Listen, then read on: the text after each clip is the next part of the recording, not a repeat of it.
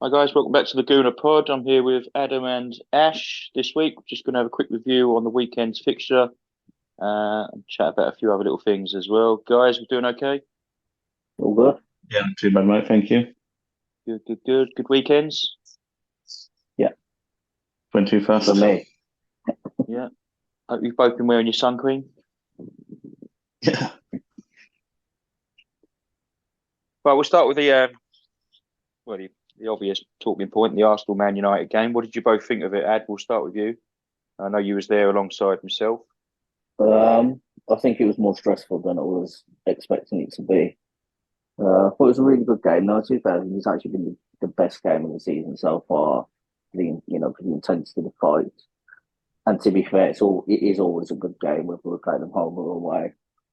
It's always a good battle. They always put up a fight, and I think yeah, it was a really really good match to be fair. I actually really enjoyed it, although I was like mega stressed. About yourself, Ash? Yeah, I didn't think it was a bad game. I thought United turned up better than expected in comparison to their recent form. Um, Shame about Garnacho's goal. I think if that would have counted, it would have been a bit different. But it is what it is, isn't it? At the end of the day, they just got to restart and start again. But I don't know. I'm feeling too confident with them this season, to be honest. I mean, Ten Hag had a really good season last season in comparison to recent years, but I don't know, this season, you look at Fernandez and Rashford and stuff, none of them have really seemed to have got going at all. They just seem to be like, stuck in first gear, which, they've had two losses already. It doesn't, I know it's too early to say that the title's over kind of thing, but it's not looking very good. Yeah, was you surprised with Man United's approach to the game? Just to sit in, defend, and soak up pressure, or was that sort of what's to be expected with where you are with your squad?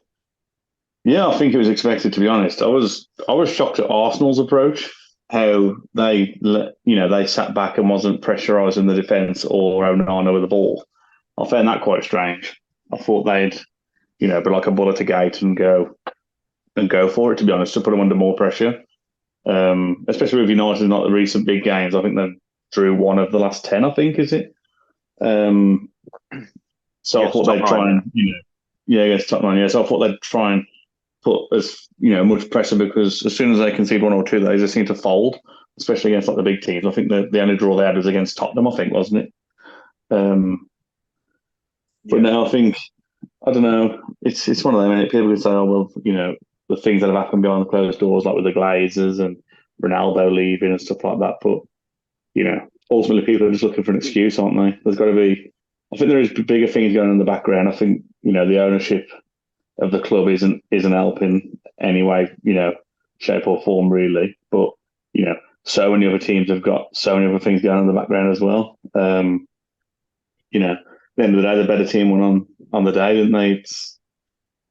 I was jumping up and down like a lunatic when Garnacho scored, thinking of I'd sat at the Emirates watching it, but then just for it to be ruled out was a bit gutted. Um, but it's just like the decisions with like VAR and stuff. I mean, you know, the one that who's conceded that one, the City one. I thought when Akanji was in the eye line, I thought that should have been given as offside. I think that was a bit Yeah, harsh. And I think things like that, Fulham was ultimately in the game, and then all of a sudden you have a decision like that, and it's taken away from you, and it can be catastrophic come the end of the season. I mean, we've seen it a couple of seasons back with the Villa and Sheffield United, how yeah. that goal went in and ultimately kept Villa up, really, didn't it? And it's like massive money, isn't it? And sent Sheffield United down, didn't it? Yeah, exactly. Which is really detrimental, isn't it? I mean, they've come back up now, but I mean, how many seasons has it been? That could be between like a Champions League spot and nothing, or a space in Europe football. But it's massive, isn't it, in comparison to money? Just Oh, by definitely. one bad decision, and this technology was supposed to be brought in to make it better, and ultimately, I think it's made it worse. Yeah. It's just We're, technology to the fans more now. we're going to get into VAR because obviously Ten Hag had quite a bit to say about the refs, but just touching on Arsenal's approach, Ed. Ash has mentioned it there about us sitting off and not really pressing high and intense like we usually would. Do you think that's a case of Arteta learning from previous Um, mistakes with obviously Man United are a very good counter-attacking side, brilliant in transition. yeah. We've got that ultimate Um, weapon up front with Rashford, who they actually scored from doing that as well when we did give the ball away half the pitch. Do you think it was just yeah. that was deliberate from Arteta? Um, I think if you look how we played the first 4 games, including that game, I feel like Ash said the same with United. We haven't really got out of firstly. I sort of get to another level against United, but I think it was Neville that come out and said recently that obviously last season we started and we were all guns blazing. I think we won every game in pre-season. We then started the season really well, and then when it got to March, April, May, that's when we dropped off. And I'm wondering, is Arteta taking a different approach of that we're going to start slowly, like City did, and then build it up to when it matters and start, digging deep when we have to. And because you can't play with that intensity all season. I know Liverpool did it and they did it for the season that they won the league. But then if you look what happened, they massively dropped off because they lost players as well. They didn't have the fitness to be able to keep up. So I think you've got to respect the opponent as well. You can't go all guns blazing against United, even though we're at home, because even the fact that we sat back, they caught us on the break a few times. Um, I know Ramsdale made the save up the other end. Garnacho was marginally offside. Um, and each chance they had to break, and I think Rashford's goal was kind of um, the example there is that he was just straight through. He just went straight through us, and he took his goal well. It was a really good goal, and I don't actually think Ramsdale could do anything about it. I know he got a finger to it, but I think you can't go all guns blazing and hope that you're going to win the game, and then end up losing points. So I think it was probably clever from him. I think it was intentional, um, and I think both teams were actually cautious, over cautious, because both teams wanted to win. Um, so I think it was intentional, but I think maybe he just realises we can't. We're going to learn from last season's mistakes, so we're going to change things right in that way. Um, but ultimately, we got the job done. I think were we a bit lucky, probably. Um, Obviously, each time they scored, even the offside one, we bounced back. I think in 35 seconds, Odegaard scored. So it shows that fight. But I think we said it on the last pod, that we need to kill teams off early, don't give them hope. And the more we sit back and the more we let them play and come into the game, we're giving them that hope. And against teams like City and Liverpool, who are that level above, let's say, in terms of attack, they'll just take advantage of that. But I think where both teams are in the first 4 games early on, both of us don't seem to be getting our foot on the gas and really going for it. Both teams were cautious, so I think it is what it is at this point. We've both said, "Oh, we trust our technical decisions that he makes," and at the end of the day, it's 10 out of 12, isn't it? So we can't, it's a big 3 points as well. Yeah, most important thing at this point of the season is to get the points on the board. Definitely, performances can improve, and to be fair, when City pick up 3 points, you don't see their fans whinging about a tepid performance or anything like that. If they've not come out all guns blazing, as long as the points on the board, that sort of matters. So we maybe overanalyze it a little bit, and we shouldn't in that sense. Do you know what? One thing that stood out for me at the weekend, and I know United have got some injury problems, but Arsenal aren't without issues of their own on the treatment table, is the options that Arsenal could bring off the bench compared to United. You think 3 of the subs, Nelson, Vieira and Jesus, all had massive contributions to the 2 goals. I mean, Nelson picked Rashford's pocket in the middle of the park. Yeah. Released Vieira, who set up Jesus for the 3rd goal. Oh, Jesus was brilliant when he come on. I mean, I know he's playing against Maguire and Evans, but he absolutely run the pair of them ragged. Yeah. Vieira's impressed me every time he's come on this season. To be fair, I think words I never thought I'd be using on this podcast, but he has. Um, do you think there's much between the two squads, or have Arsenal still got the advantage? Have United caught up this summer? I'd be interested to see what you both think on that. Ash, do you wanna go first? Yeah, I think I think Arsenal's still probably that bit more ahead, more because of the squad depth. I think with United, I think they made some good signings in Mount. I know everybody slated him, but to be fair, I don't think he was a bad. I don't think he was a bad transfer considering what Man United have been looking for. And the same with that Amrabat, the sealed the deal with him, and obviously I think he's purchased him for 20 million. Is it? I think for 25 million at the end of the season. But Something like that, yeah. they seem to have gone for players in positions where they're already okay.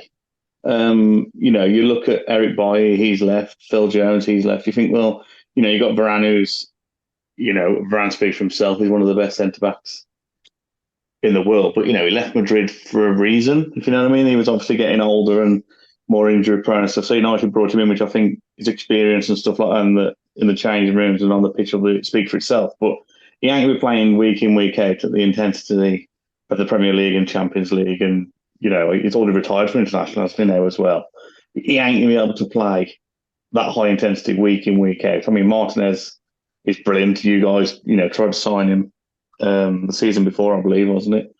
But I just feel like with United, I think they've made really good signings. I just think, they should have at least signed at least one more good centre half. I mean, some of the players that have gone in the window, I mean, some of them was absolute steals. I don't know why United, never went in for them. You just think that's where the area that they've always struggled.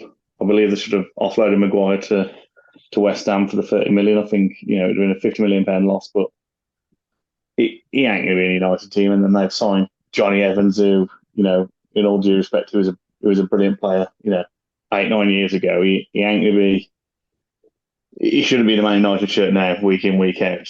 But then with the new laws and stuff in football now with these yellow cards, when you've got somebody like Martinez as your centre half, every time he's going to get booked, he's just going to take him off. And that's the way the football is now with Martinez. He's that edgy player, which I like. I think that's good. It's a contact sport, and I don't think that should be taken away. But you make one wrong mistake now by just kicking the ball away 2 or 3 yards, you're off, and you've already been booked. Oh. So it's, I feel like United have shot themselves in the foot really by not looking in areas like that. Luke Shaw being injured and then Malacia being injured, they've had to, there was basically just dragging any left back in the world, trying to, bring somebody in. And I think they've done better with Reguilon as opposed to Cucurella. But, I just think defensively it's still, massively worrying. It's just going to cost some goals. It's Maguire, Onana wants to play out from the back, which is obviously the way football's going now. But, you got Maguire in defence. It's, he ain't that capable of playing out from the back. He ain't like Martinez or, your Van Dijks and stuff like that. He just ain't that sort of defender. So I think that's going to be the part that's going to let United down massively. But like you say, every team's got injuries and stuff like that. But I just feel like they should have signed a centre half, to try and prevent goals. Do you know what? United remind me of Arsenal 3 years ago, 4 years ago, where we'd make a couple of good signings in the window, but it was just never enough. Yeah, it was never enough to bridge the gap. It never went beyond their means to try and bridge that gap. And United seem to just become this club that's really happy with making the top 4. Yeah. They get rid of the Glazers. They get rid of the Glazers and just, get somebody who wants to invest. And I think with a few more signings, I think they will be able. I ain't telling them to win the league by any means, but I do feel like they'll be able to give City, Arsenal, Liverpool a run for the money. A couple of good centre halves. With Varane out, you can play Martinez and Lindelof, which, Lindelof's, not a bad player, he's a captain for Sweden and stuff like that. But, if Lindelof's injured, then you're either playing Maguire or Evans, Scary, isn't it? it's frightening, mate. It really, especially when you want to compete, and then in Champions League and stuff like that. They finished third last season. It's not looking good. No, I mean, I think from what I can understand, Lindelof only come off because he was ill, so that obviously be a speedy recovery. He'd be fine for the next game. And Yeah, and Martinez Martinez is, who booked, wasn't yeah. So you would expect them both to start the next game. And Varane, by the time the international break is done, should be there or thereabouts as well, shouldn't he? So, but he's always been a sick note anyway. So to rely on his That's fitness the, is yeah, that's the it's problem, like isn't it? But it's like us with Party. Yeah. yeah, You know, you're just relying on players that constantly let you down. And I know you allow for one or two of those in your squad, especially when they're an exceptional quality like the two players are. But you can't build your team around them. And you've already well, touched the nail on the head. You should have got a centre half this summer to take his especially place. yeah, exactly with Varane. I mean, he's a brilliant defender, but he ain't there week in, week out. What's he going to play? 20, 26, 27 games of the 38? You know, that ain't good enough, is it? No, not if you You want know, to challenge the top honours.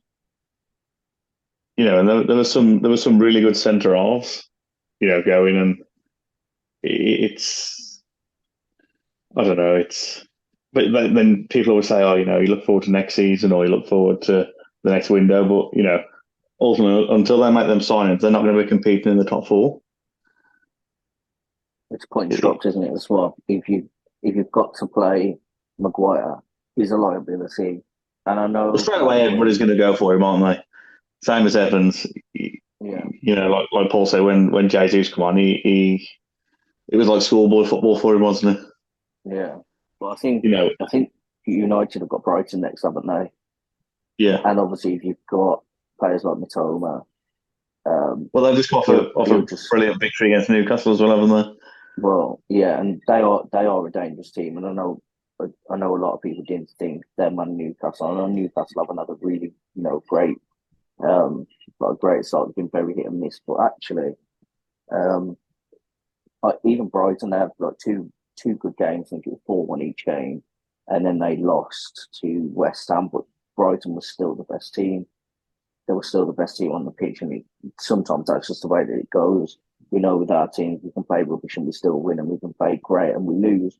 Um, but I think it's a bit concerning with like when they come up against teams like Brighton because they are the kind of team that will just attack and attack and attack, and they'll risk potentially United hitting them on the break just to get forward. But if Brighton play the way that Wolves played on the opening game, was it the opening game? Was it the second game? they? Yeah, first game. They'll just rip United apart because they just won't be able Well, to Wolves, sustain it. Wolves should have won that game. Yeah, they should have won it comfortably By as well. They by could have far the better finished at team. 4 or 5. Yeah, 4 or 5, and I was quite surprised actually to see that happening. Is like, and that was with a decent lineup as well, and obviously Shaw's out, and he's a top player. I think the best player on the pitch on the weekend for United was the two best players were Wan-Bissaka and Rashford. And if it wasn't for Wan-Bissaka um, keeping Martinelli fairly, you know, fairly calm. He made some good challenges, and I think he's probably the best defender with Martinez. Um, and Paul knows I rate Wan-Bissaka as well. I think we touched on it, didn't we? I think He was he's the still best right back. one-on-one defender in the world, Wan-Bissaka. He's Um, his tackling is unreal, isn't it?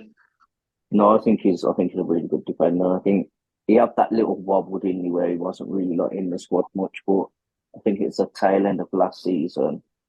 Um, and this season watching him, he's keeping them Well, out of he got trouble dropped, didn't really. he? He got dropped for Dallo, didn't he? And then Mm.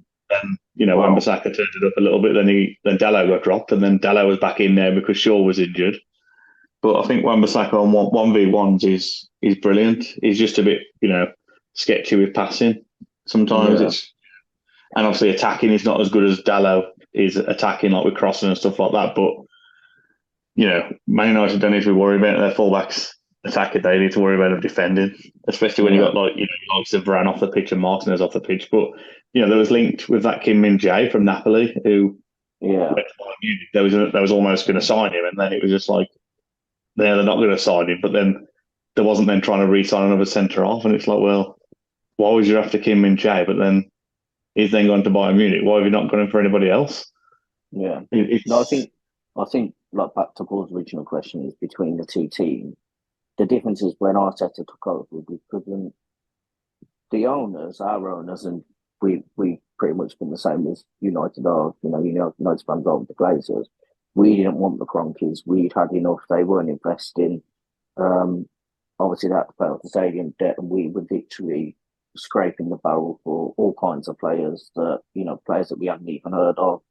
In the likes of Squillaci being in the squad, all them years ago, and now we managed to get rises. The difference is that United have gone on this kind of decline. It's the same with Arsenal. We were both up there challenging each other.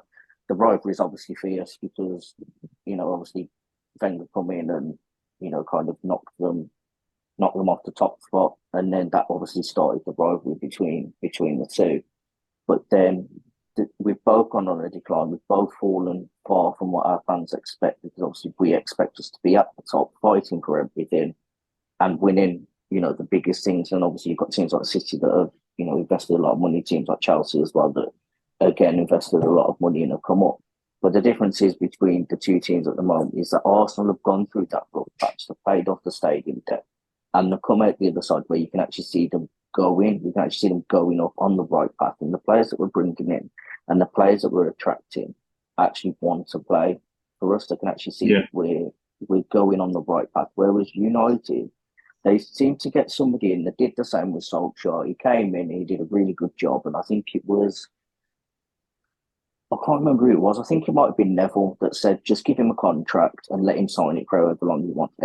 All the fans were absolutely loving him. The thought it was brilliant. Rio Ferdinand. And then, Ferdinand, yeah. And then they were all, Ollie at the wheel and everything. And then they had a rough patch, and then that's it, he's out.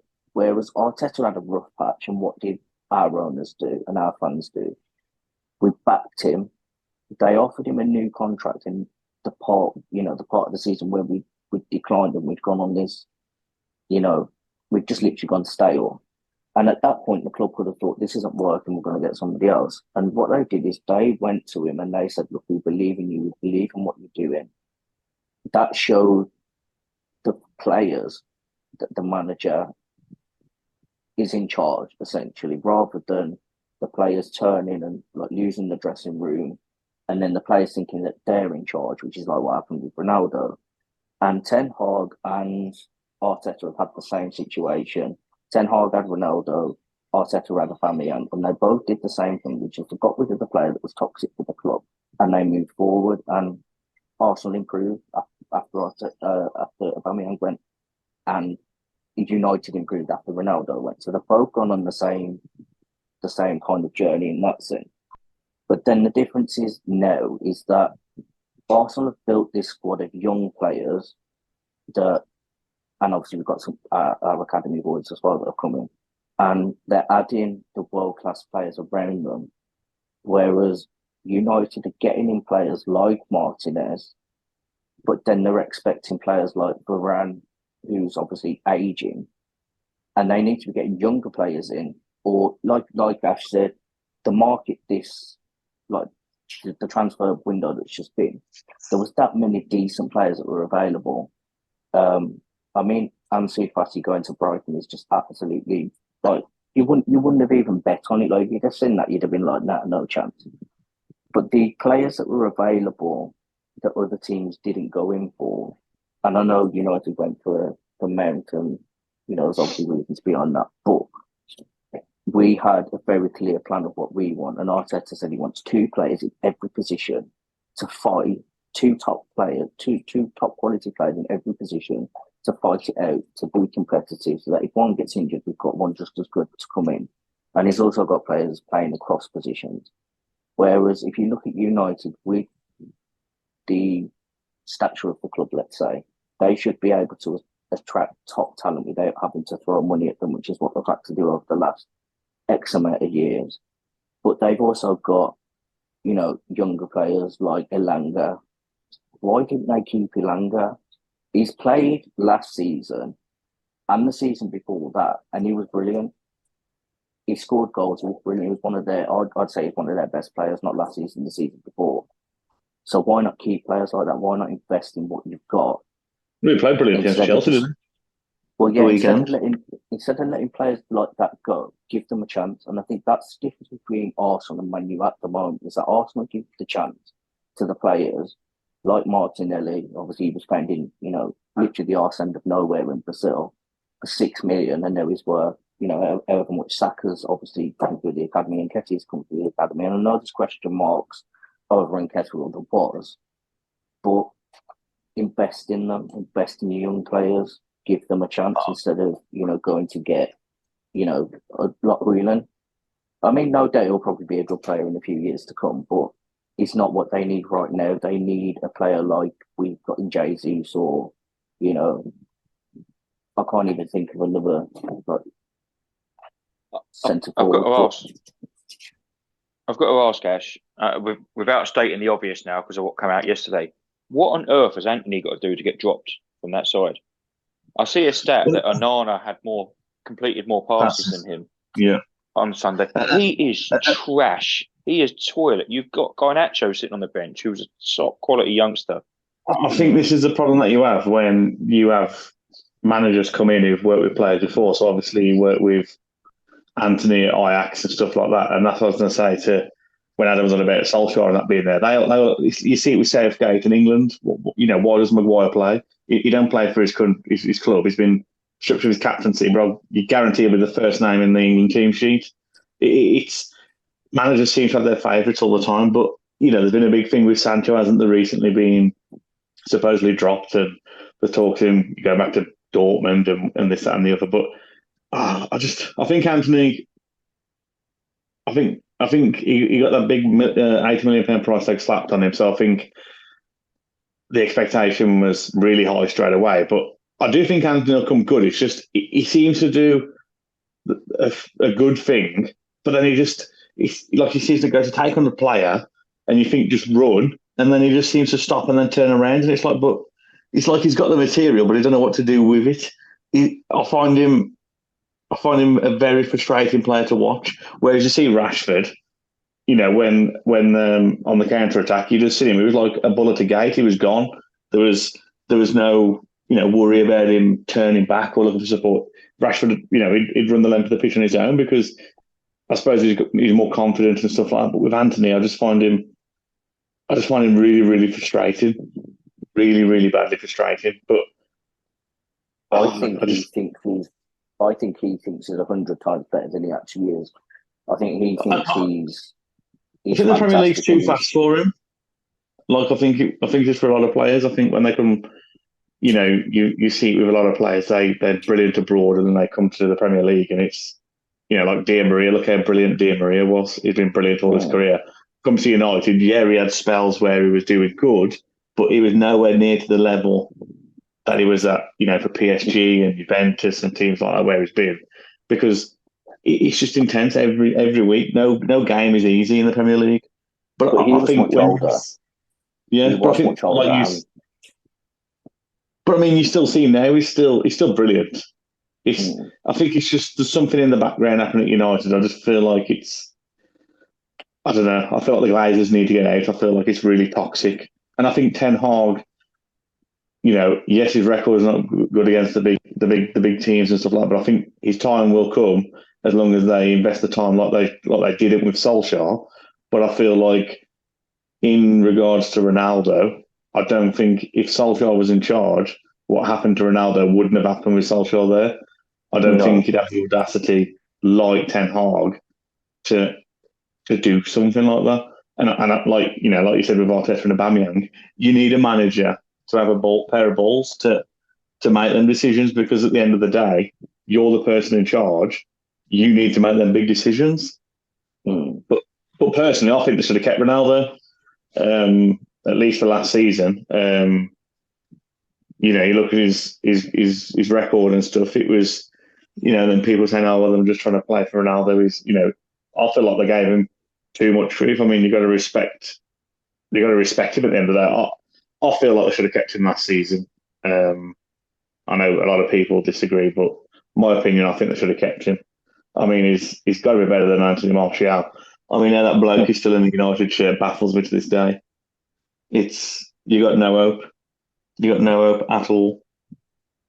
Do you think do you think Ten Hag wants to do what sort of Arteta has done and get rid of these players, and he's I just think not so. being backed? Because one thing I'll say for the Cronkies is when Arteta wanted to clear the decks of all the dead wood, and they were high earning players. You've got Özil was the first one. It was followed by Mustafi, Socrates, Kolasinac. They were all on six figures a week, and they just terminated the contracts, paid them up, get out, fuck off. They did the same to Aubameyang. Told Lacazette he was surplus the requirements. Although he finished his contract, it was like, you're not getting a new one, go away. Yeah, and I think that's what you got to do sometimes, haven't you? Because, like I said about Maguire earlier, yes, you take a 50 million loss, but ultimately you've got a big player who's having big wages off your books. So Exactly. you've got to think, sometimes you've got to think long term as opposed to short term, haven't you? But, not everybody sees it that way. But then if they did get rid of Maguire, and obviously got the injury problems that they got now, then they would have been in real shit street. But that's their own fault for not replacing him when they should have done. I've got it on good authority that the way the two clubs do their transfer business is very different, and it's telling now at the moment. Is United list their players as assets against the debt, which is why they refuse to take huge hits and just pay people off because it affects their debt structure or something along those lines. Which is why they wouldn't give Maguire his payoff, and they tried to negotiate and he wouldn't take it. More for him because he'll just sit and rot, but that just shows that how money motivated these players are. Arsenal, and I spoke to someone at the club, so I played in the tournament there a few years ago. And I asked someone there about it, and they was kind enough to give me some inside knowledge. When Arsenal do a transfer, what comes out of the kitty is the transfer fee and the complete contract. So they don't commit to a contract without having that money set aside. Which is sensible.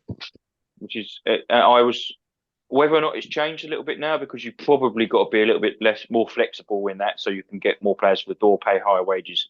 But at the time, and this went on for a while, and I know it went on, especially to the Ozil deal where we give him $350 a week, is they will not give that contract unless they have that money in the bank and it's paid for. So they're not Which is sustainable. Sustainable so business, really, isn't it? When they paid all those players off, the idea from the club was, well, we've got to pay them anyway, so just give them the money and get rid of them. And it comes off the weekly wage bill and it actually affects FFP then, because then your FFP limits aren't as high and you can expand the squad and do more things because you're not paying out the weekly wage.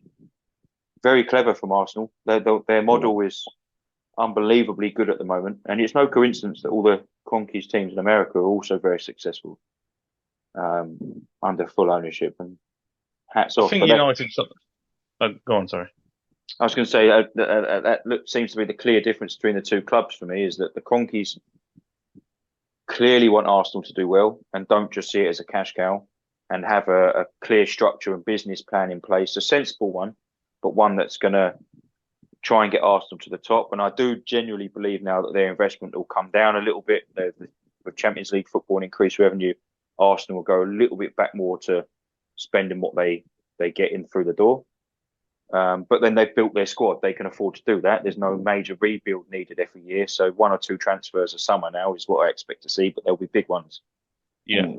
Man United, it's clear as day that although you spend money, it's nowhere near what you could be capable of spending because you're saddled with their debt. And all they want to do is take 15 million out of the club every summer or whatever they do for dividends, and leave the club That's to the run thing, on isn't it, it? run its arse. It's just corrupt. How can you buy a club when you're in debt? Well, how can you buy the club to then become in debt? It's just wrong, isn't it? But I feel like unless the Glazers get out of there, I don't feel like United are ever going to progress. And when United go into any player to buy any player, their values increase straight away. It's and they've brought that on themselves, haven't they, over the years when they've been, purchasing players left, right, and centre from smaller clubs. They've just been giving them a a bigger, price tag than they're worth, just so they're guaranteed to get those players. But I think now as well, what hasn't helped with like United and Arsenal and stuff like that is obviously back in the day, there's only been like 3 or 4 teams challenging for the top, whereas now there's, you got like your Villas, your Brightons, all those teams. They've all spent money and rebuilt Newcastle. They're all, so there's not like a top 4 anymore, is there? Like when they've done Ten Hag's thing, it was against like the top 9 teams and stuff because it's really hard now to pick the top 4. So there's multiple teams now spending money, but as much as I hate to say it, I still don't think anybody's going to get anywhere near City this season. I just can't see it at all. For as long as Haaland's there, I just really, and Pep, I just can't see City not winning the league, and it absolutely destroys me to say it because I can't stand Pep, I can't stand City, and I can't stand Haaland. But it's in that order. In that order, yeah, exactly. But there's just no, even I said to Adam, that without De Bruyne, I thought they'd slow down and losing Mahrez and stuff. You think that they would slow down, and it's just, De Bruyne's not been playing, and then they destroyed Fulham 5-1. Yeah, I mean, with City, there's a fear factor, and it's the same that Liverpool had.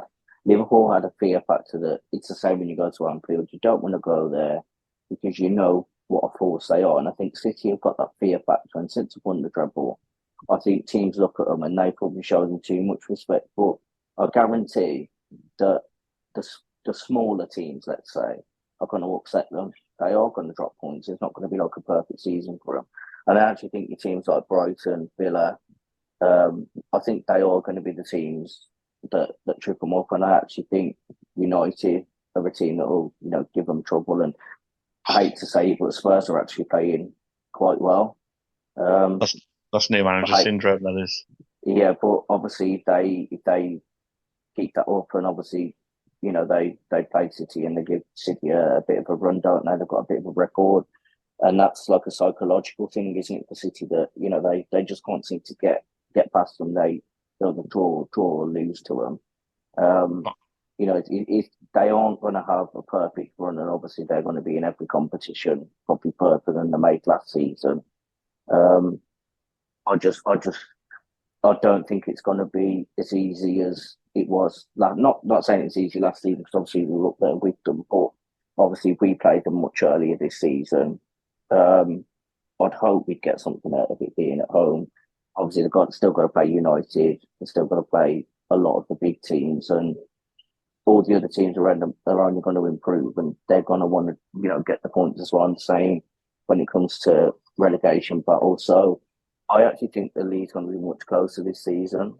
I think it's going to be 2 or 3 points. I don't know. I just think it's going to be. I do think it's going to be a really weird season for every team. I mean, the signs. Liverpool go on. No, go on. Sorry. I was saying, obviously, Liverpool are picking up points, and they didn't have a great start to play last season. And again, they're a team. Even when I think it was last season, even when they weren't playing too well, they still beat City, didn't they? Beating 1-0. Yeah. So, and I don't think City were great against Fulham, to be honest. I don't think I've seen anything like the wow factor from City, actually. But I think that's the worrying thing, though, isn't it? Like you say, that there wasn't brilliant, but then ultimately they still won 5-1. And I think just the signings they brought in. I mean, when they signed Akanji last season, 15 million. I mean, how is that even possible? I mean, that's an absolute steal. I mean, the signings like Kovacic, what a 30 million they paid for him? I think so, yeah. And I think that's a good signing.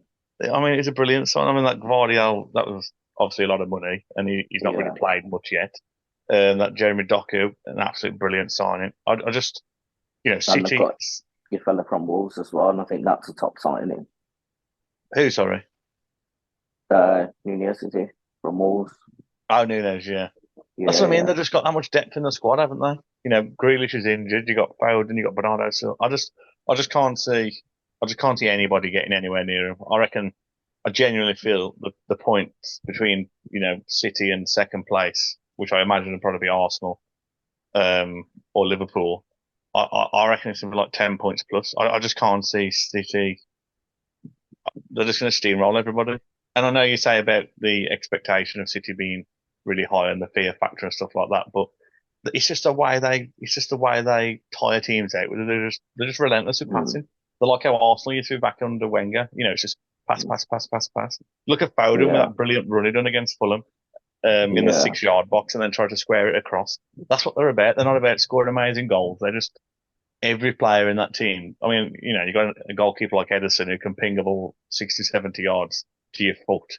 It's really hard to break teams down like that because they're all just passing masters. But they're still beatable. They are still beatable. Yeah, any team's beatable, but I've not seen anything from any team, from any of the big teams, that I think, oh, they'll beat City. Even Spurs, Spurs have been playing well, but I just think next game's away at West Ham, and I actually think they'll drop points there. Who, City?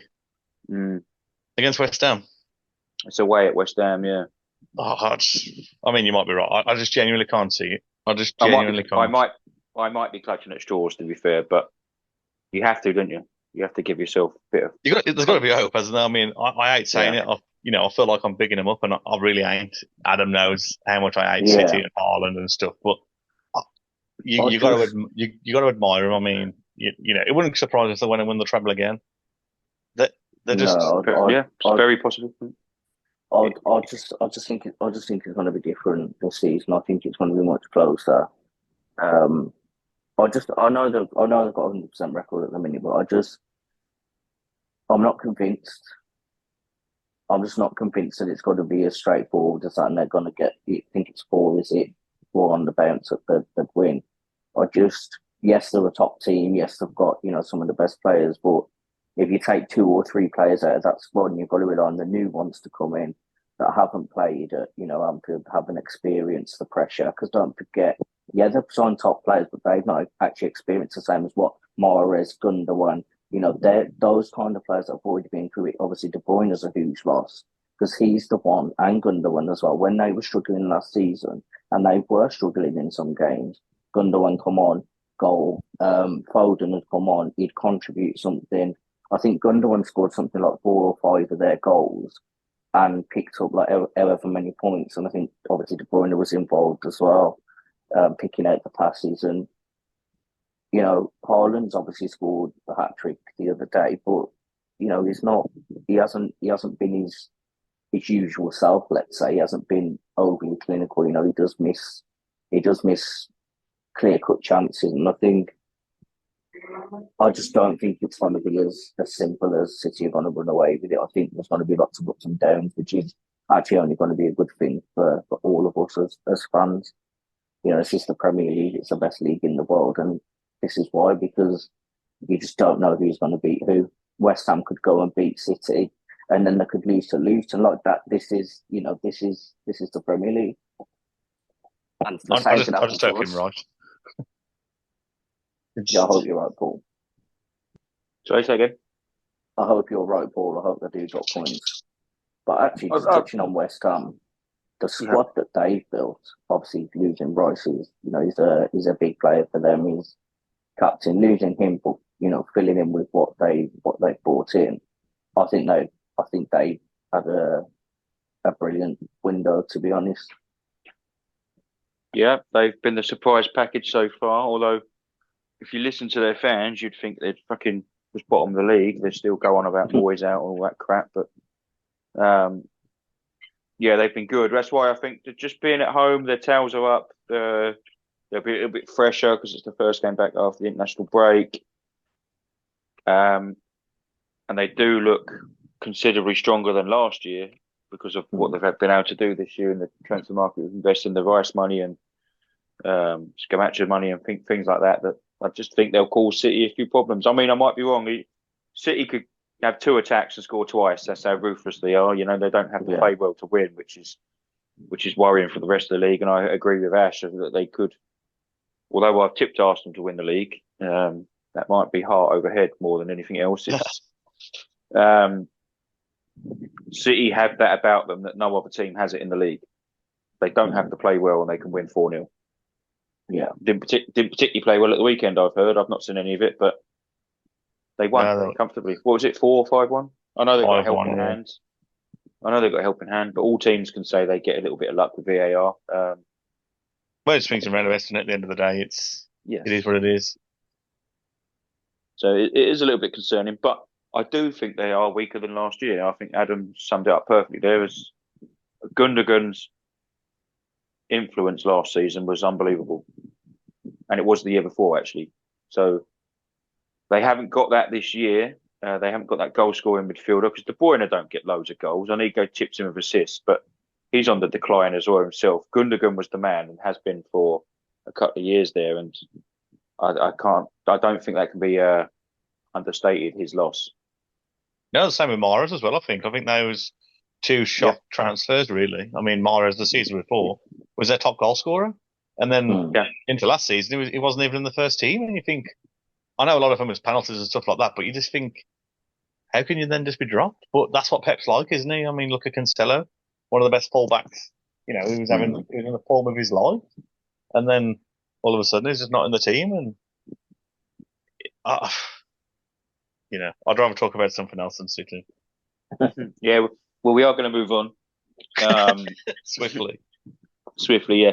But the last domestic thing, I just wanted to touch on the international break, but this one's for you, really, Ash, because you'll know better than me and Ad.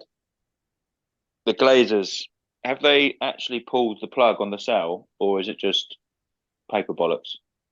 Oh, I think it's a bit of both, to be honest. I think they just want to get every penny they physically can out of the club, don't they? You know, they just want to get physically as much money as possible, but I think they want to get as much money as possible. But I still feel like they want to keep a stake within the club, so them still getting money and they've still got some kind of semi-control. Like, you know, even if it's just like 20% or something, it's still a massive stake to hold, isn't it? In a club like Man United. But it's like anything, isn't it? You know, you don't believe anything until it's actually happened. But the Glazers could be there for the next 10 years. You know, who knows? It's worrying times, but I do genuinely feel unless they're gone, they're not going to progress. No, There was I talks don't. I don't Apple and stuff believe buying you're them, going to wasn't there? sell. I think they might invest or get investment. I don't think they're going anywhere. No, I don't think they have even. They got no intention to, have they? No, I mean, not unless the what's Qataris stump up the 10 billion or whatever they're now after, which I don't know where that's come from, but well, it was like if they 4 were or 5, gonna wasn't sell, it, initially? it's just gone up and up and up, hasn't it? And yeah, no, I mean, despite the prestige and everything of United, no football club is worth that, No? especially not one that needs such work doing to it. Look at the ground. The The- ground's falling apart. Exactly. The training complex is the same as, well, in Ronaldo's words, the same as it was the day he left. Yeah. And that's the thing, isn't it? You know, Costs you got costs a lot of money, the infrastructure, doesn't it, of the club? And yeah, I don't see it, mate. I don't see them going anywhere. No, I think it's unfortunate, really, because I feel like they can't compete at that top level without that. And that's not me saying an excuse. That's just, I just feel like it's a fact. You know, they definitely need some major investment. Yeah.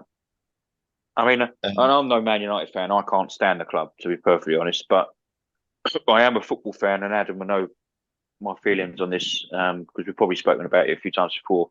Man United are a club of tradition and class and a massive institution of English football and worldwide football. So to see just for pure greed the club run into the ground and literally on its arse and it's bantered constantly, which I join in with, but with the team, not with the club.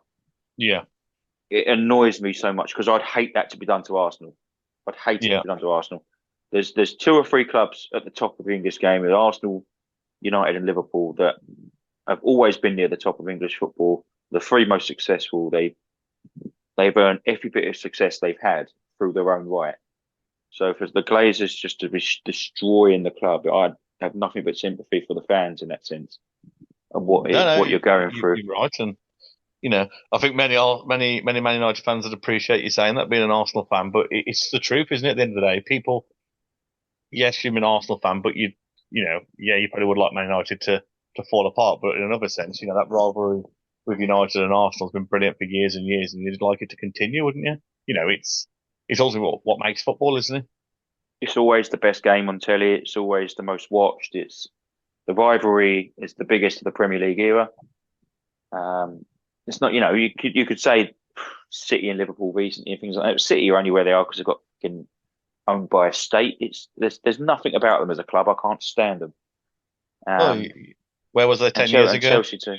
Exactly. So it's not the same. It's I really do have sympathy for United fans in that sense because I would hate this Arsenal for going through this, and we thought we had it tough with the Cronkies, but they were never bleeding Arsenal dry. And in actual fact, when in the cold light of day, they just didn't invest because they didn't have full ownership, and I completely understand that from a business point of view. But they never milked us. I think the most they ever took is they took 4 million out of one season, but apart from that, nothing. No, it's not comparable. And a few Liverpool fans, I've got a couple of mates that support Liverpool. They whinge about their owners, but again, I don't see them bleeding the club dry. No, and you're talking to United probably being probably if not was the biggest club in England, if not Europe, and stuff like that. And it's just sad to see how quick it's declining. Mm. In another 5 years, it could be 10 times worse. Well, the longer it goes on, the less chance there is of you ever getting out of that situation or managing to build back. It's not the same, but if you look at Leeds, they'll never get back to the heights they was. Never. No. And that was caused by an owner ripping them to shreds before they went down the first time. It's not comparable because you're much bigger than them, but yeah, I think United will always be up there to a certain degree because of obviously fans. I'm probably one of the biggest supported clubs in the world, if not the biggest supported club in the world, aren't they? All over, like globally, It's everybody. You see United shirts everywhere, don't you? But they just need to get rid of the Glazers. And I think Ten Hag, I think his stature and stuff like that, I think he'll do as much as he physically can. Whereas I think when Solskjaer was there, he was a bit of a yes man because of not slating him, but I just feel like he was inexperienced. He hadn't been in the game a long time and stuff like that. Whereas I think Ten Hag's got that bit of bite about him. He dropped Rashford, didn't he, for being like 10 seconds late or 30 seconds late or something. You've got to start as you mean to go on, haven't you? You're showing any sign of weakness. It's absolutely. Solskjaer was just happy to have the job, I think, as well, when he. Yeah, exactly. It was a massive payday for him, wasn't it? And the results was going well at the beginning and stuff like that. And it's like with anybody, isn't it? All the Tottenham fans there were saying, "Oh, we're going to win the league, we're going to do this and the other." It's all good while it's going good, but then as soon as results decline, everybody turns on the manager. That's the first thing they do. They don't think about the owners, all the people above the manager. It's just the manager. And at the end of the day, somebody else can come in and the results can be exactly the same. A lot of responsibility is on the players, I personally believe, because they're the ones on the pitch doing the job that they should be doing. It's not all the manager. But I feel like Ten Hag, I think he's probably one of the best people in the job for United at the minute, but I feel, like everybody else, he's got his favourites and stuff, but, he's got his vision, and let's hope, United let him carry on with that journey to try and give them, so he can try and get them where he wants. Obviously, money's a bit of an issue and stuff for him and whatever, but, I just feel, I think if they'd have signed that Kim Min Jae and maybe another centre-half, there was talk to David Alaba as well, wasn't there, from Madrid. I think if they'd have signed two defenders, I think it'd have been a bit of a different story, but, that it's too intense, isn't it, football now? They don't seem to get much time off and stuff like that. You look, I don't know if you watch any of the Man United games, but they just look deflated. They just don't look like they've got any energy, and Yeah. A few people have said that about you though, like as a specific thing. It's club specific with that United look unfit and not ready for other teams. I mean, Wolves. I know you've got a soft spot for Wolves as well, if I'm not incorrect, but Wolves absolutely run Man United ragged. Oh, they did massively. But the thing with Wolves, they just can't score goals. No. If they had a decent number 9, they'd have put Man United away at half time. It'd have been game over. But I think they were unlucky to to have lost that. Actually, No, um, massively. they were absolutely brilliant. I watched that game and I couldn't believe what I was seeing. And I think me and you had spoke before the game, Ash, and I think we both kind of had the assumption that Wolves were going to get absolutely obliterated. Obviously losing some Losing big big players players. from Yeah. and they were brilliant. They were absolutely brilliant. It was really entertaining, and I couldn't work out were Wolves that good or were United that bad. And I think it was actually a mix of both. Mix of the But both. the, the way that Wolves come out, and I think it was away, wasn't it? Was it at Old Trafford? Am I right in that, or was Yeah, it? the I game was think at the Old Trafford. Molyneux. Yeah. Yeah, it Yeah, was, yeah. so for them to do that at Old Trafford, and obviously we know what United are like at Old Trafford, and we struggle to get anything from there when we play them. And I know that's obviously different teams, and obviously the rivalry has a lot to do with that. But the fact that Wolves went there and played the way that they did, like United were very, very lucky to have won that game. It could have been, three losses um, already, but that's kind of I think set the tone for Wolves as well. On top of all these new players, and I think that's why you can't use having new players as an excuse to No. hit the ground running, because they've had that many changes and they come out away from home on the first game of the season, and they should have won. They should have won that 4-5-0 easily. Yeah, it's worrying. I was worried about Wolves, to be honest, losing Neves, but to be fair with Wolves, they've played better without him. And Mm. a lot of Wolves fans will probably hate me saying that, but I personally feel that they've been playing better without him. And you know yourselves, when you're playing through one of your star players, people feel like they've always got to pass to him, and he's got to do all the work and stuff like that. So everybody else then sits in the shadows, kind of thing. Whereas now he's gone, other players now have come through, and now they're like shining bright, and I feel like then you work better as a team. Um, but it's just a lack of, Opportunity. yeah, exactly. It's just a lack of goals with Wolves after the sold Jimenez to Fulham. Who Jimenez was a brilliant player, but never came back as he was before the injury. They sold Jota. Jota gave Wolves a lot of goals. Um, but I think this young kid Fabio Silva, I think he played well when he went out on loan. I think give him a bit more time and experience and stuff. I do feel like he will come good. I don't know about Bunya. He I works like really him. well. Yeah, he works really well and stuff. But like I said to him the other day, if you leave Atletico Madrid to come to Wolves, then you're clearly not doing something right, are you? Um, No, fair but point. he, I'd say he's a good player. And I think he's got a lot of potential. It's just, he ain't gonna be having 6, 7, 8 chances a game. So, I think his shooting's got to improve. He's got to be taking his chances. Um, because teams, Wolves are a massive scoring team, and if unless you're going to score 3, 4, 5 goals a game, then if you concede one or two, then you got no goals from anywhere. You're ultimately going to lose, aren't you? Mm. It's they need somebody with 15, 20 goals a season. Um, but you know, Bit the about Trouble squad. is, Flanagan. goal scorers are hard to come by, aren't they? And Yeah, I think now a lot of anyone good in the business isn't going to Wolves. So no, exactly, and I think now as well you got wingers who scoring. You look at Liverpool, been doing it for seasons with Mane and Salah. They've been scoring double figures, every season and assists and stuff like that. So, you don't really see many old-fashioned number nines about anymore, do you? no, Really? They're all, like with Jesus, he works well on the wing. City played him a lot on the wing and stuff like that. That's how it seems to be now, isn't it? With your number nines, I suppose it's only really, Haaland who's, an out and out number nine. But even before Haaland, they went for a few years with playing like a false nine, didn't they? Since Mm. post Aguero and stuff. But I suppose it's just the way the game's adapted and stuff. I mean, look at your fullbacks getting assists left, right, and centre. Stuff like you got John Stones playing in midfield, Trent playing in midfield.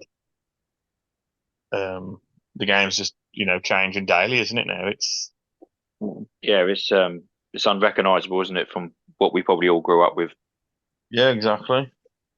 It's crazy, but I suppose you got to move forward with the times, and new, like Arsenal. I mean, Adam was talking about Party playing at right back and stuff. It's a new thing, but all these managers now, they're all doing it, aren't they? They all want defenders to come into midfield to overload the midfield and stuff like that. And a lot of it comes down to the way Pep plays. Playing out from the back and stuff. I believe Pep pushed that a lot, really, didn't he, with City, and that's why Joe Hart was kind of pushed out, wasn't he, a bit when when Pep came in and stuff. It's the game's just evolving, isn't it? Constantly. Speaking of things that don't evolve, Gareth Southgate's team selections. So I don't know how involved you are with international football, Ash. I must say I'm not that invested in it. I find it boring and mundane. I'll watch the tournaments and things like that, but I'm not bothered if I miss England football matches. Ad, obviously Nketiah called up for the first time. Yeah. Which was a bit of a surprise over Watkins, I think was left out for him, which I did think was a little bit strange. What did you both think of the selections? I know obviously Henderson made it, and I didn't expect him to, and that was at the expense of Ward-Prowse by the looks of it. And clearly Maguire's got photos of Southgate with a brass or something, because it's the only way he can keep getting into the squad. But he's there as well, which I was absolutely gobsmacked. And Calvin Phillips. Yeah. The pair of them haven't kicked the ball for months. So we'll start with you, Ed. What did you make of the squad, and will you be taking the time out of your day Saturday to watch? Yeah, I'll be watching. Me and Ash are actually going in October to the two games. I think it's Australia and Italy. So we'll be off down to London to watch them. We do actually go. We went to Old Trafford when Saka scored his hat-trick. Do you remember that, Ash? No, I don't remember. I forgot. First time I'd actually been to Old Trafford, and obviously Ash being a United fan as well. We went to Old Trafford. It was quite overwhelming. It was quite hot, and there was, it's not like the Emirates where you can breathe when it's quite warm. It was like an oven in there. So yeah, I'll be watching. I'm not gonna make a big party out of it. I prefer actually going to the games and watching them. So I'll look forward to those in October. I'm glad to see Eddie called up, because I actually think he deserves it. I think he deserves a chance, and I think it's going to do a lot for his confidence for him to get that. And I think not just at England level, also for us as well. I think it's going to has been rewarded for his hard work that he's done for us. Obviously, he's got a lot of room for improvement, but I think he's on the right path. How Maguire keeps getting in, like you say, he's obviously got something that Southgate doesn't want getting out. I think it's a shame, obviously, Grealish and who else is it? Who else has just gone injured? It's a Trent, I think. So obviously we've lost. And Grealish, yeah. And Grealish. But it's an opportunity for somebody else to come in. But I'm glad to see Eddie getting his chance, and I think I'm not really going to read into too much what happens on Saturday. If we win, we win. If we don't, we don't.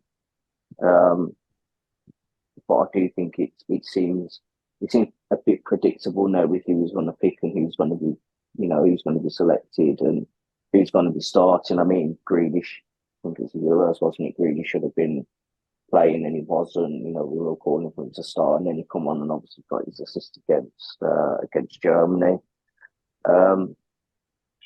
But yeah, I mean, I think me and Ash have spoke about this before. I just don't see England competing or winning anything significant while we've got Southgate, because he's too predictable with who he's going to pick, and if somebody plays shit, he'll still play them the next game. He doesn't seem to have the brain to see that he's got some just more than just a usual selection. I don't know if he's just lazy with it, or if somebody else is giving him the recommendations or what, but it just seems he never really wants to change anything up. He never really wants to give somebody else a chance. When somebody comes on and plays out the skin, he'll still pick, he'll still pick his favourite. So it's a bit frustrating, I think, which is which is it's where my frustration comes from with it. I do enjoy watching, going and watching. I think we go and we watch our club players play more than anything. But yeah, I bet you, Ash. The same, really. I think Southgate done a good job, but I just feel he's too defensive. His team lineup's always the same, regardless.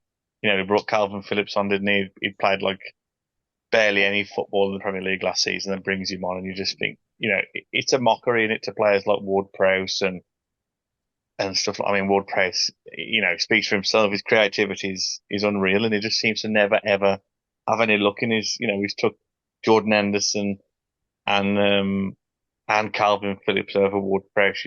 I just can't believe it. I was shocked to see not to see Jared Bowen in there as well. I think recently his form he's been well. I think he deserved a call up. I know he's called that Eze up from Palace, which I think Eze is a good young prospect. I'd seen that he put Tamori in there as well, hadn't he, from AC Yeah, I like that. Which I think he's a really good player as well. But he's a young, really good player coming through, but you just know he ain't going to get picked because it's going to be Maguire, which is frustrating because he's not even playing, week in, week out, is he? It's, and to be honest, as another thing as well, I'd drop Pickford as well, and I'd play Ramsdale. I know Pope didn't get took, did he?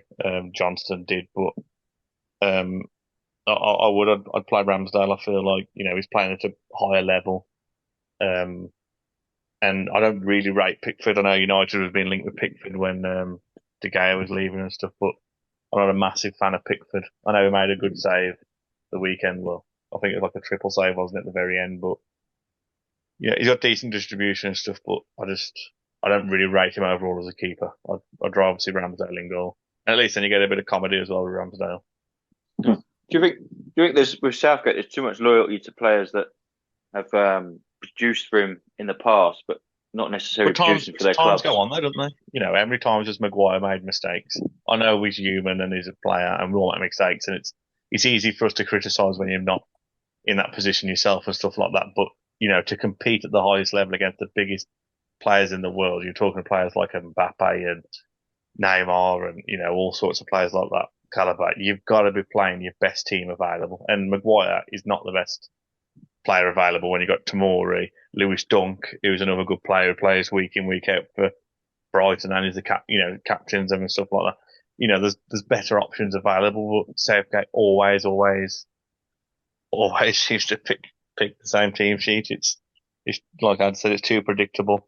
I don't feel, he was a defender, wasn't he, when he was playing in his career? He's too defense minded. You don't win games by defending. You got to bite the bullet. Sterling wasn't picked either, was he? Which I know his form of reasons not been great, but he always seems to play decent for England. Yeah, it's probably a little bit more of a surprise that he's not been picked than anything else because of the previous loyalty. But I can't stand Sterling. I think he's shit. We've got so many attacking options. That one's not a concern for me. But there's loads to pick, isn't there? I've not memorised the squad, but I gather that Ben White didn't make it again. No, I think he had a little tiff, didn't he, during was it the World Cup, was it? And I think it was something to do with the fact that he was, I don't know how much truth in it. It was just a bit of information I've read that he'd had a bit of a bust up with one of the assistants, I think, who was trying to get him to watch football or something. And obviously, we all know Ben White doesn't actually watch football. Obviously, Arsenal fans know that he doesn't watch football. He actually got no interest in football. He just actually enjoys playing. And I think he was asked to study a team or a something or other, and he basically he hadn't done it because obviously he doesn't watch football. And I think it just apparently that's what it was. It seems very minor considering. But no, he's not been called up. I don't know if anything will change with Trent being injured. I doubt it. Um, but no, I mean, just leave him to play for us, full focus on us. If he's just going to be left on the bench, and I think that's what bothers me most about the internationals is seeing all these youngsters being called up, seeing them, obviously Eddie get his first opportunities, but it's pointless calling them up and wasting the time, getting them all excited. You're not going to give them a chance. The games that don't mean anything, or the where you've got an opponent that's I mean, obviously Italy's a different story, but no disrespect to Ukraine, but you can give some of the youngsters a chance and bring on your big guns after. It's pointless in taking the youngsters to let them watch. You could just stay at home instead, and that's what bothers me. If you're taking the young lads, give them a chance, let them put on the shirt, let them experience it, let them show you what they've got. Well, it doesn't mean anything. There's not anything to lose or such, or where you're not going to get completely obliterated by the opponent. So that's what bothers me with Southgate more than anything is it just goes with experience. I don't know if it's because he can then, I don't know, not so much like deflect the blame, or you can just, he already knows that they can take it, or what. I don't really know what it is with him. It seems a bit strange because he's obviously seen these players play, and then nothing. I think it was the same with Tony as well. It got to the point where what did Tony actually have to do to get into the squad? He was doing absolutely everything he could, and he still couldn't get anywhere near. And then obviously, you bring him up, and I think he's had like one or two appearances, has he, or something. Um, and he can score. He can do, he could have the game of his life, and then he find himself out of the squad, not even being brought on the sub or anything. It's just I find him a really strange manager. But don't get me wrong, getting us to the finals of the Euros, obviously I'm grateful to have seen that. But I just feel like if we don't get anywhere in the next tournament, somebody else will have to come in. I don't know if you guys have actually seen, but apparently Pep's on the list. I've actually got Pep on the list as a potential. I can't see that. I think he's. I'd rather Mr. Bean. I think he's too young, and he's sure he's going to want another club job before he does that. Yeah, I mean that's just what I read today, that he's on the list of potential replacements. Yeah, he's to be fair, I read the same thing, but Nicole Scherzer is on my list of potential wives, but it ain't gonna happen. I'm not sure I'd want to see it happen either. I'd rather a young English manager get the chance. Who's the manager of the under-21s at the moment, or 23s? Is it Bruford? Yeah, I'm not. Yeah. I'd like to see Why him not? from Forest. I would. What's his name? Steve Cooper. Cooper, yeah, I like Steve Cooper. Cooper, yeah. I think he'd be a decent shout. Eddie I think Howe. by He won then the Eddie Howe Euros with could them, be didn't he? available. Yeah. Yeah. I think we don't need to go after Pep. Let Spain have him. I don't think Eddie would go. Not yet, anyway. He's still really No, young as not well, yet. isn't he? He's going to But enjoy I his do time think with Palace at Newcastle. I think what he's doing with Newcastle is kind of going under the radar a little bit, because obviously, yeah, they've had the takeover and they've got the money, but actually, he's had to be very selective with the players that he's brought in. Obviously, they've still got financial fair play and such, but um, I think they just play really, like, really entertaining football. I actually enjoy watching them play. Um,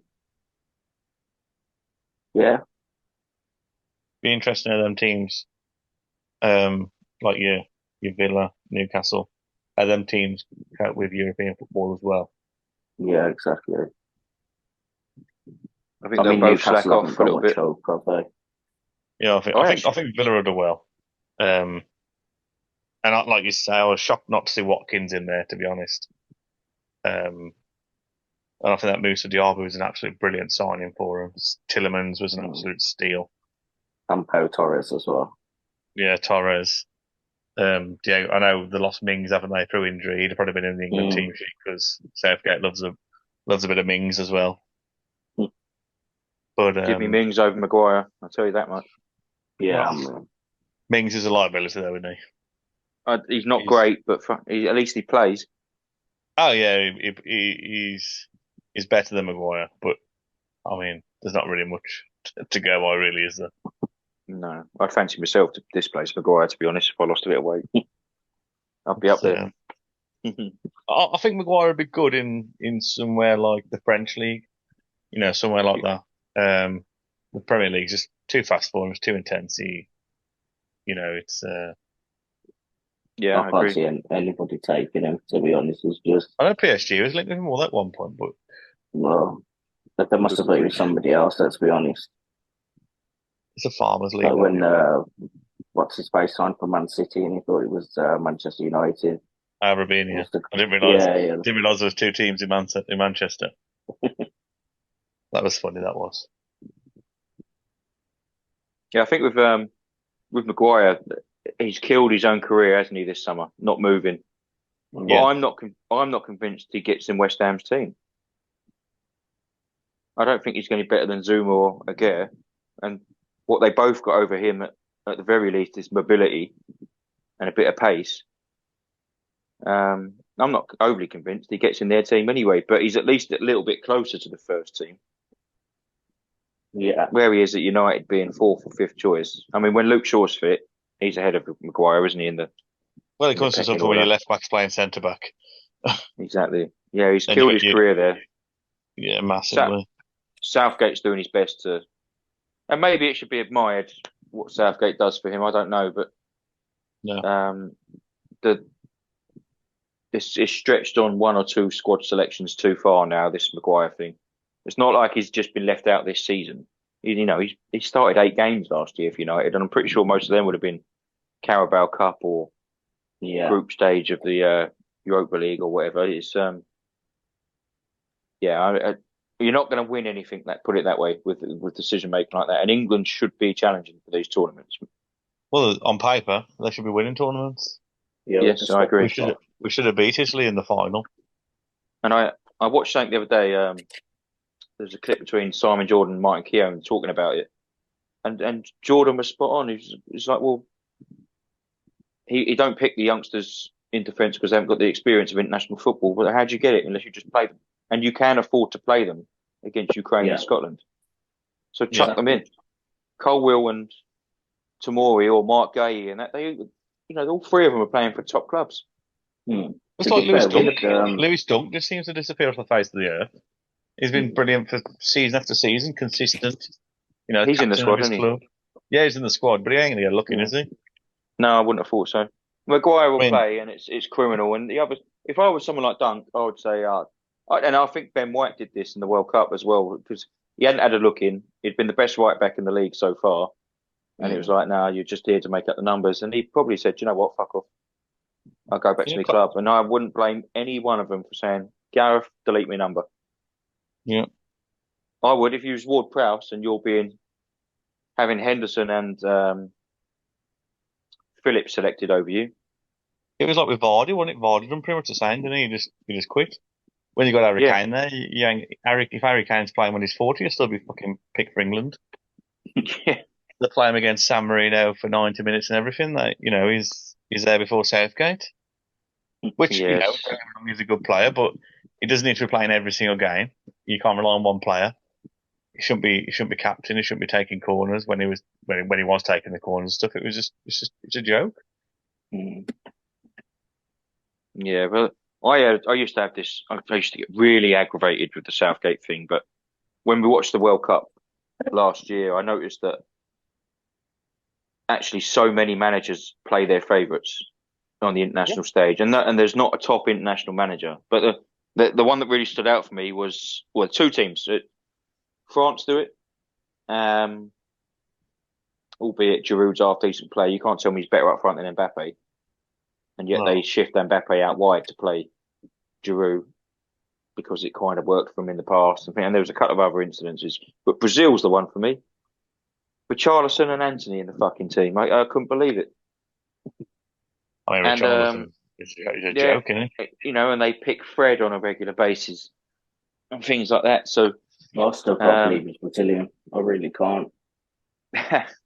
So albeit I don't like what Southgate does, I stop bitching about it really because they're all at it, Frustrating. and no top manager is on the international stage. You know, they're all in club level jobs because that's where the top jobs are. So Bring Roy Keane in. just I don't know about that. Jesus Christ. Right, lads. I'm going to call it there if that's okay with you both. I think we've covered most things. Yeah, thanks for having me. No, it's good to have you on, mate, and hopefully you can do another one. Yeah, yes, sir.